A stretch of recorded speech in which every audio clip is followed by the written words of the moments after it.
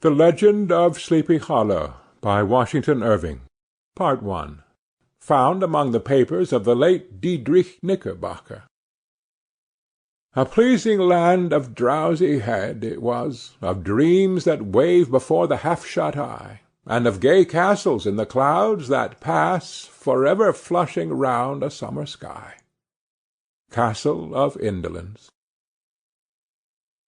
In the bosom of one of those spacious coves which indent the eastern shore of the Hudson, at that broad expansion of the river denominated by the ancient Dutch navigators the Tappan Zee, and where they always prudently shortened sail and implored the protection of St. Nicholas when they crossed, there lies a small market-town or rural port, which by some is called Greensburg, but which is more generally and properly known by the name of Tarrytown. This name was given, we are told, in former days by the good housewives of the adjacent country, from the inveterate propensity of their husbands to linger about the village tavern on market days. Be that as it may, I do not vouch for the fact, but merely advert to it, for the sake of being precise and authentic.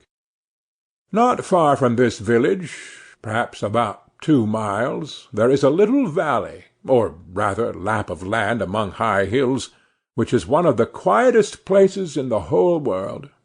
A small brook glides through it, with just murmur enough to lull one to repose, and the occasional whistle of quail or tapping of a woodpecker is almost the only sound that ever breaks in upon the uniform tranquillity. I recollect that when a stripling my first exploit in squirrel-shooting was in a grove of tall walnut trees that shades one side of the valley.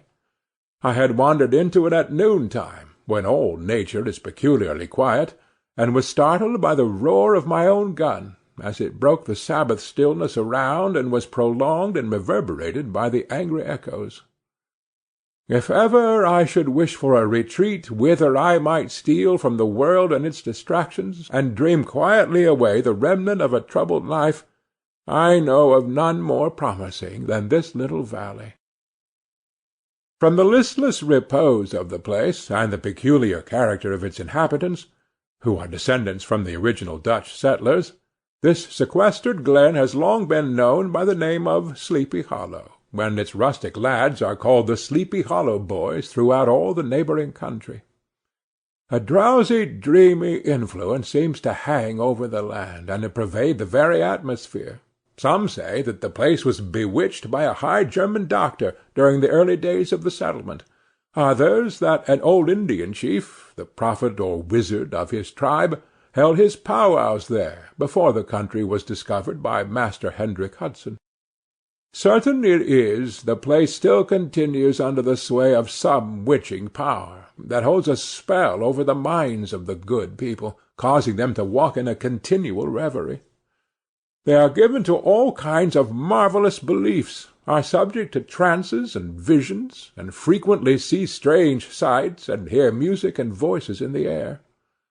The whole neighbourhood abounds with local tales, haunted spots, and twilight superstitions.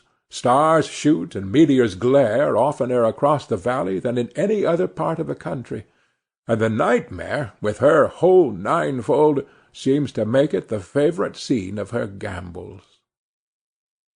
The dominant spirit, however, that haunts this enchanted region, and seems to be commander-in-chief of all the powers of the air, is the apparition of a figure on horseback, without a head.